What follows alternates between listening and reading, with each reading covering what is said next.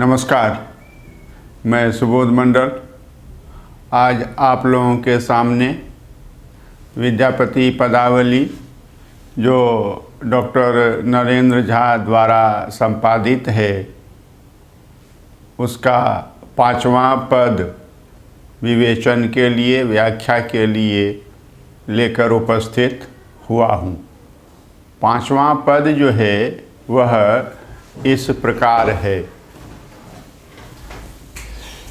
भल भेल दंपति शैशव गेल, चरण चपलता लोचन लेल।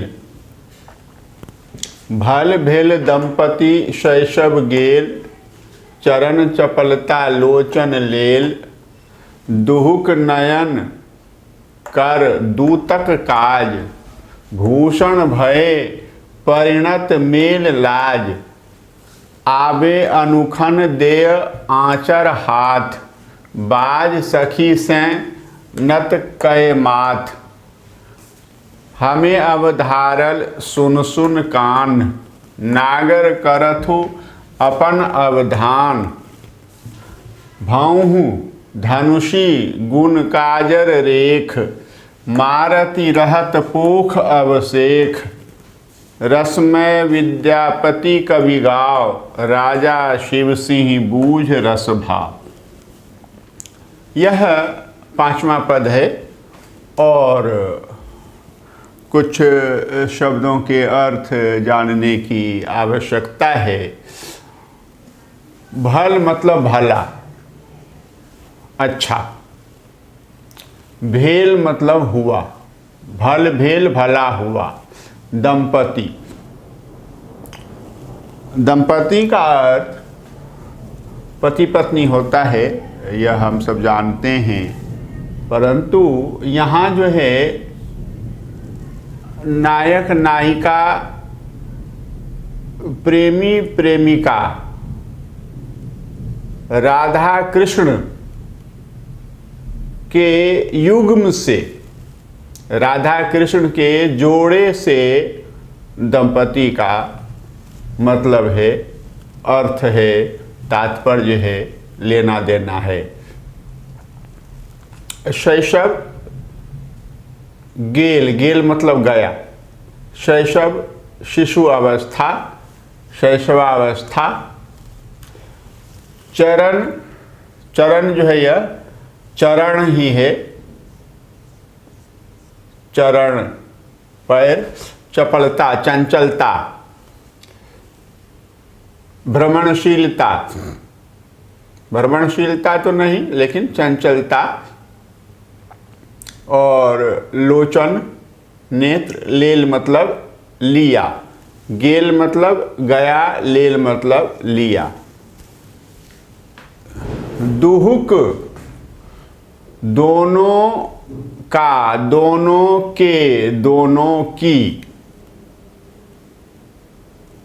दुहुक बताया, दोनों का, दोनों के, दोनों की। नयन नेत्र जानते हैं। कर किया या करने लगे। दूतक, दूत के काज, काज मतलब कार्य, काम। भूषण, भूषण मतलब आभूषण, जेवर, गहना। भय मतलब हुआ, परिणत मतलब परिवर्तन। मेल मतलब उसके समान, लाज लज्जा जानते ही हैं। आबे मतलब अब। अनुखन, तो अनुखन जो शब्द है वह अनुक्षण है। अनुखन, अनुक्षण।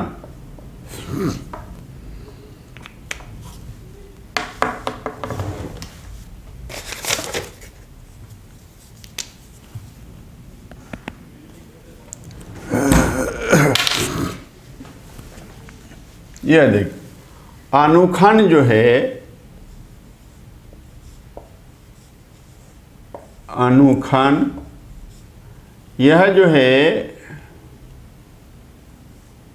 अनुक्षण से बना है। अनु या खन जो है क्षण है, हम लोग जानते हैं, क्षण पढ़ते आ रहे हैं। हाँ, खने खने, क्षणे क्षणे, अनुखन, अनुक्षण, अनुक्षण, क्षण क्षण, प्रतिपल, प्रतिक्षण, सदैव, हमेशा। देय मन दिए हुई रहती है। आंचर, आंचल, हाथ जानते हैं। बाज मतलब बोलती है। मैथिली में बाजना, बोलना, बाजू ना, बोलिए, बोलिए ना। तो यह है सखी से, सखी से। नत मतलब झुकाकर, कए करके, माथा, मस्तक, ललाट, भाल। अवधारल,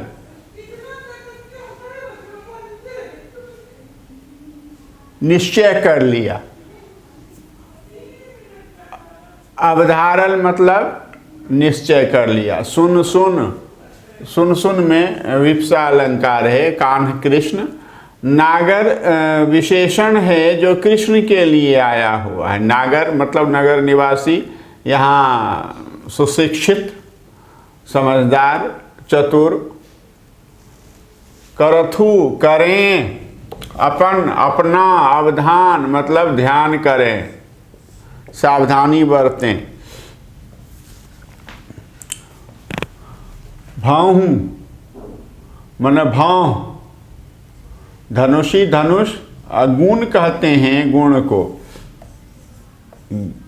गुण, गुण से ही गुण बना हुआ है। और गुण मतलब डोर, डोर, डोरी, रस्सी। काजल रेख, काजल की जो रेखा है। मारती रहत पोख, अवशेख, अवशेख मतलब अवशेष, अवशेष, अवशेष, अवशिष्ट। अवशेष का अर्थ होगा बचा हुआ। पोख, पोख जो है यह पुंख है। पोख,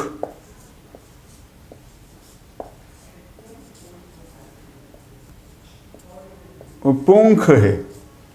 और इसका अर्थ होता है पिछला हिस्सा।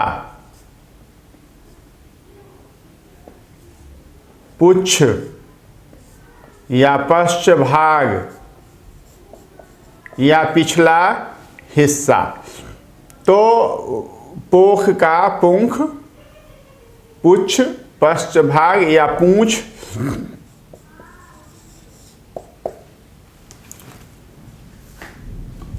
यह है। और गाँव मतलब गाते हैं।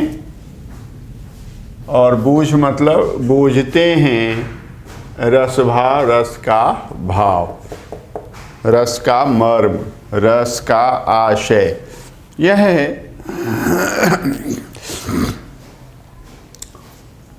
भल भेल दंपति शैशव गेल। भला हुआ जो नायक नायिका का कृष्ण राधा का शैशव चला गया।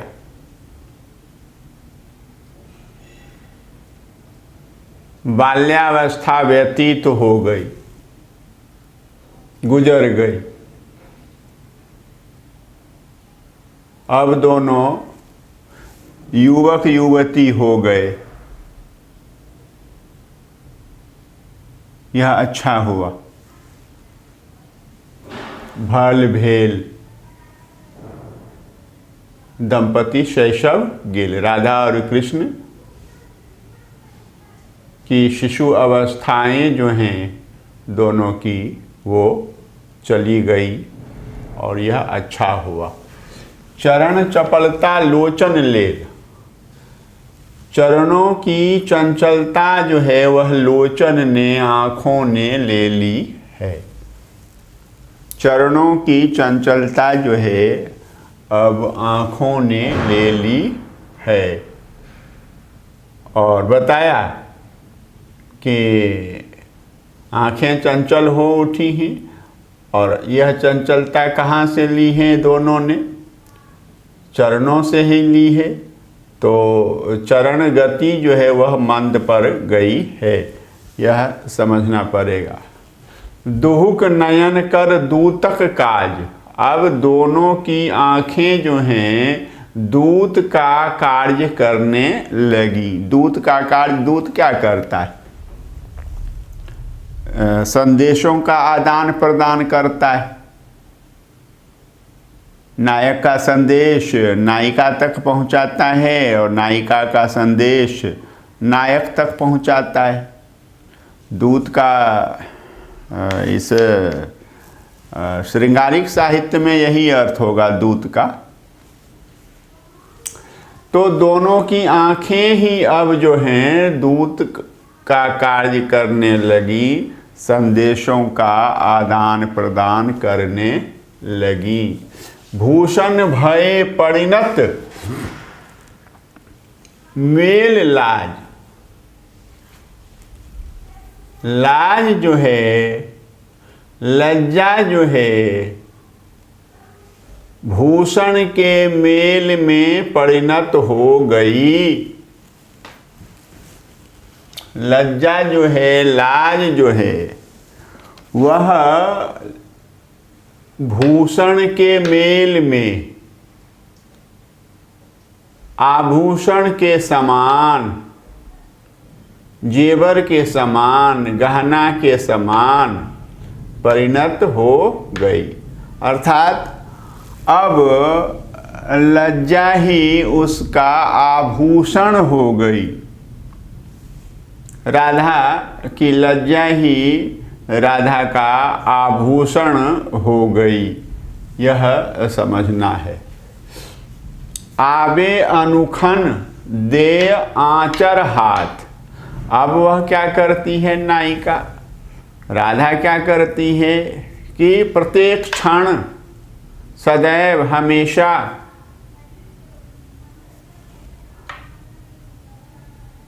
हाथ में आंचल लिए रहती है, हाथ से आंचल देती रहती है। आबे अब अनुखन, हमेशा नायिका क्या करती है? हाथ से आंचल देती रहती है, पर्दा करती रहती है, ढकती रहती है। बाज सखी से नत कर माथ, और सखियों से जो बात करती है, सखियों से जो बात करती है तो सिर झुकाकर बात करती है। माथ नत कए, सिर झुकाकर बात करती है। हमें अवधारल सुन सुन कान, विद्यापति कहते हैं कि हमें निश्चय हो गया है,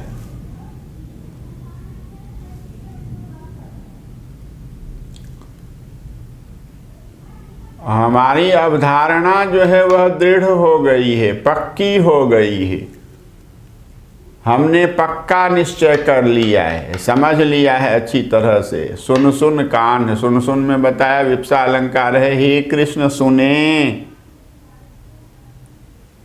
नागर करथु अपन अवधान, हे नागर कृष्ण, चतुर कृष्ण, समझदार कृष्ण, सयाने कृष्ण, शिक्षित कृष्ण, अपन अवधान करथु, अपना ध्यान कीजिए, अपना ध्यान करें। हे नागर कृष्ण, आप अपना ध्यान करें, सावधानी बरतें, सजगता बरतें, जागरूकता बरतें। क्यों सावधानी बरतें कृष्ण? भौह धनुषी, क्योंकि उसकी भौहें जो हैं धनुष का रूप धारण कर चुकी हैं। भौह धनुषी, राधा की भौहें जो हैं धनुष का रूप धारण कर चुकी हैं। गुण काजल रेख, और काजल की जो रेखा है आँखों में वह रस्सी का डोरी का बाण पर जो डोर चढ़ी रहती है उसका रूप जो है धारण कर चुकी है।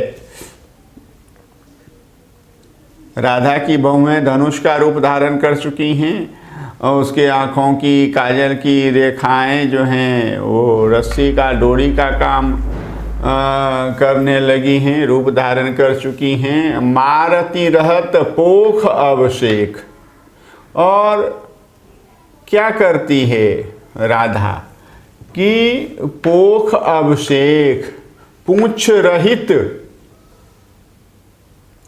हाँ पूंछ रहित, तीर में पीछे जो है ये पूंछ रहती है इस तरह से, और आगे जो है तो फलक रहता है। ये नोक रहती है, पीछे पूंछ, तो ये पूंछ रहित है। क्या करते रहती है राधा कि ये भौह रूपी धनुष से काजल की रेखा रूपी डोरी पर चढ़ा करके क्या करती है कि पूंछ रहित जो है बाण जो है वह मारती रहती है, नयन बाण चलाती रहती है, पुष्प बाण चलाती रहती, पंच बाण चलाती रहती। रसमय विद्यापति कवि गाव, विद्यापति इस तथ्य को रसमय रससिक्त करके गाते हैं। विद्यापति इस भाव को रससिक्त करके, कवि विद्यापति इस भाव को रससिक्त करके रसमय करके गाते हैं। राजा शिव सिंह बूझ रस भाव, और राजा शिव सिंह जो हैं रस के इस भाव को बूझते हैं। एक बात विद्यापति के पाठकों को यह भी समझ रखने की है कि शिव सिंह कृष्ण के रूप में और इनकी पत्नी जो हैं लक्ष्मा देवी वो राधा के रूप में वर्णित हैं। यह ध्यान में रखना है।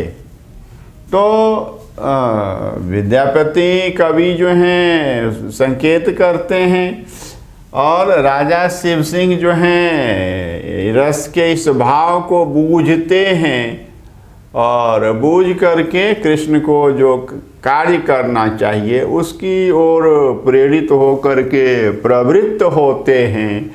यह जो है समझना है, यह ध्यान में रखना है। बहुत बहुत धन्यवाद।